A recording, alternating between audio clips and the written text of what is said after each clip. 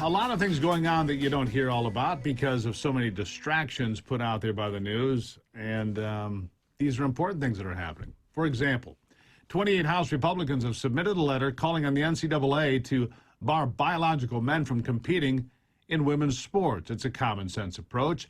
The letter was submitted to the organization after transgender swimmer Leah Thomas beat female competitors and allegedly broke records in the NCAA women's championships in the pool, despite the fact that Leah is an intact male competitor who competed at the college level as a man for 3 seasons.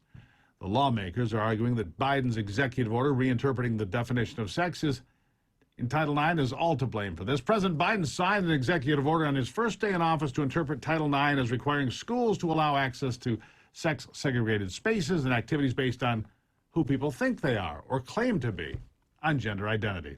It's time to make it clear that the definition of sex in Title IX means biological sex, not gender identity, in order to protect spaces like bathrooms, locker rooms, and more importantly, sports teams for our daughters. We can have individual bathrooms, non-discriminatory bathrooms if that's what you want, right? Here to sort it out with me, Congressman Louie Gohmert, among those fighting for the rights of girls and women in America and across this country. Congressman, good to see you again. This is so clear. This is not a Republican issue or a Democrat issue. This is a common sense issue. And when a Supreme Court justice, a nominee for the Supreme Court of the United States says, I can't define a woman, even though she has children of her own, I'm sorry, but that's breathtaking, isn't it?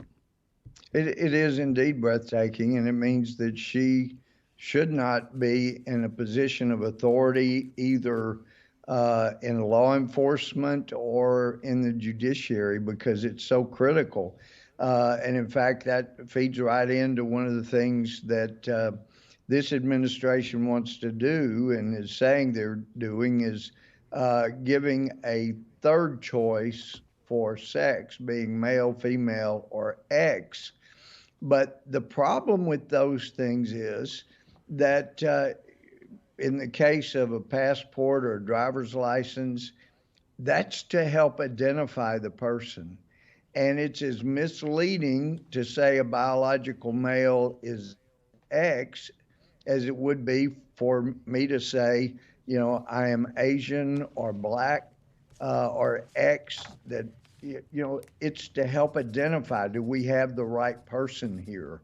Is this the person standing before me that has this identifying information? And when it comes to sports like Title IX anticipated and feminists fought so hard for and did an amazing job getting equal treatment for women as male. And suddenly it's taken away.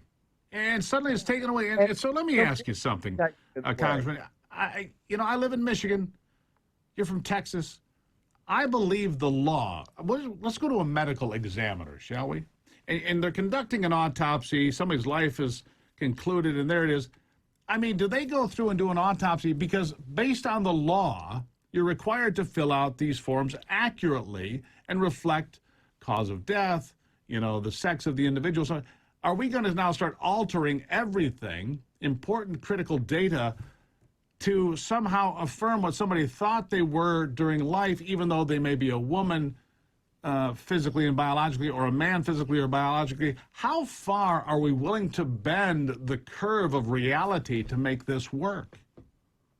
Well, apparently it would mean the end of cold case files being solved, because if you read the documentation and you can't trust what it says about this person being male, female, some other gender, then you're not going to be able to solve crimes. You've got to have the accurate identification.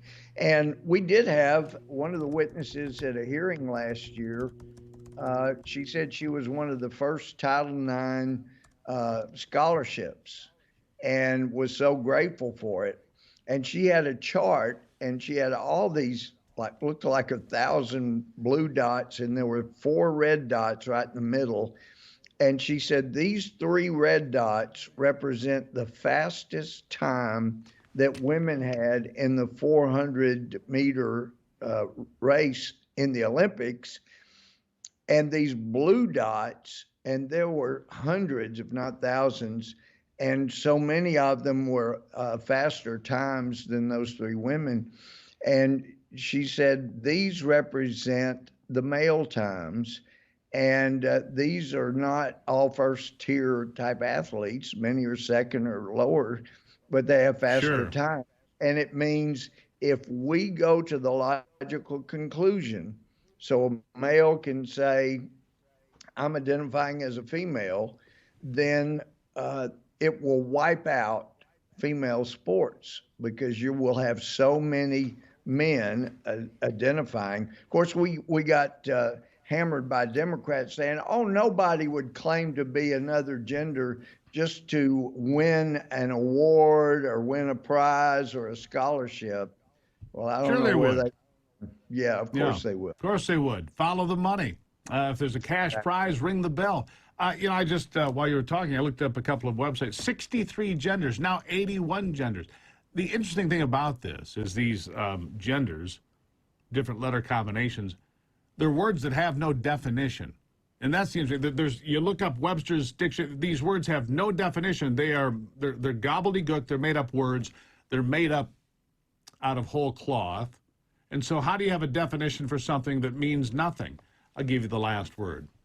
Well, this all goes back to what Marxists know, and that is that if you're going to have a revolution of a solid society, you have got to destroy the history. You've got to destroy what people count on as being factual. And once you can disturb all of that, you've got a shot at going into an Orwellian, totalitarian type government. And that's where we're headed if we don't get our feet back under us solidly.